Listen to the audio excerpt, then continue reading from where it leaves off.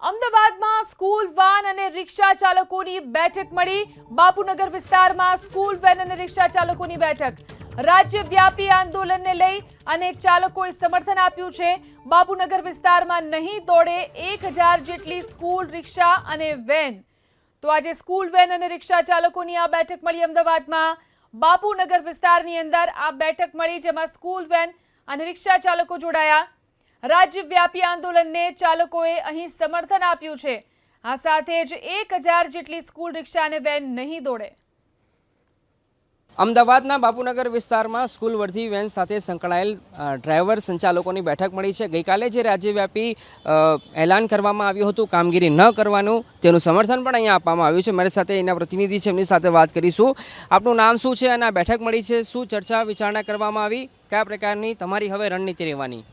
મારું નામ નિરાકાર વ્યાસ છે અને અમે લોકો અમદાવાદ સ્કૂલ વર્ધી એસોસિએશન સાથે સંકળાયેલા છીએ, બરાબર। ગઈકાલે જે અમારા અમદાવાદ સ્કૂલ વર્ધી એસોસિએશનની જે મિટિંગ મળી હતી, એમાં એવું નક્કી કરવામાં આવ્યું હતું કે અમે વારાઘડીએ આ છેલ્લા કોરોના પછીની જે રજૂઆતો હતી આરટીઓને કે ભાઈ અમારા કાગળિયાને બધું કમ્પ્લીટ, અમારા પરમિટ પાસિંગ બધું ચાલુ કરાવો, તેમ છતાં એ કાર્યવાહી થઈ નથી। અને હવે જે પેલો કાંડ બન્યો એ પછી એ લોકો જાગૃત થયા છે અને હવે કામગીરી ચાલુ કરી છે, બરાબર। પણ એટલા જે વાહનો છે એટલા બધા મોટી પ્રમાણમાં સંખ્યામાં એ ગાડીઓ આ ટૂંક સમયમાં પાસ થાય એવી છે નહીં।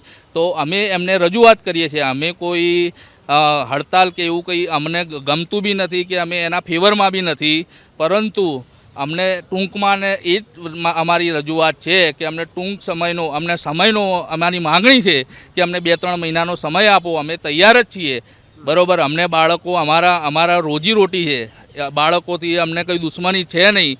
એટલે અમને એ જ વસ્તુ અમે રિક્વેસ્ટ કરીએ છીએ સાહેબોને કે તમે વહેલી તકે બધા ફટાફટ સારી કામગીરી કરી અને દરેક વાહનો પાસ કરો અને થોડો સમય આપો 2-3 મહિનાનો, જેથી કરીને અમે દરેક ડોક્યુમેન્ટ્સ અમારા કમ્પ્લીટ કરાવી દઈએ। તમારા બાપુનગર વિસ્તારની વાત કરું તો કુલ કેટલી સ્કૂલ વર્ધી વેન હશે અને રિક્ષાઓ હશે અંદાજે, જે આવતીકાલે નહીં દોડે?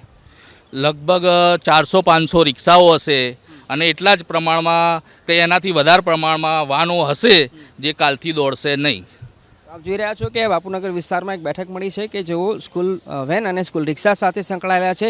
એટલે કે આવતીકાલે આ વિસ્તારમાં બાપુનગર વિસ્તારમાં વેન, બાપુનગરનો આ પૂર્વ વિસ્તારમાં જે રિક્ષા અને વેન છે તે દોડવાની નથી। ગઈકાલે જે રાજ્યવ્યાપી એક બેઠક મળી હતી એમાં નિર્ણય લેવામાં આવ્યો હતો અને નિર્ણય બાદ આ જ પ્રકારે અમદાવાદ શહેરના અલગ અલગ વિસ્તારમાં બેઠક મળી રહી છે અને સ્થાનિક પ્રતિનિધિઓ ગઈકાલે જે બેઠકમાં નિર્ણય લેવામાં આવ્યો હતો તે અંગે એમને માહિતગાર કરી રહ્યા છે અને આ જે આંદોલન અને જે જાહેરાત કરવામાં આવી છે તેમાં સહયોગ આપવા માટે પણ એમને તૈયાર કરવામાં આવી રહ્યા છે। કેમેરા પર્સન કમલેશ પટેલ સાથે અર્પિત દરજી, VPS મીતા, અમદાવાદ।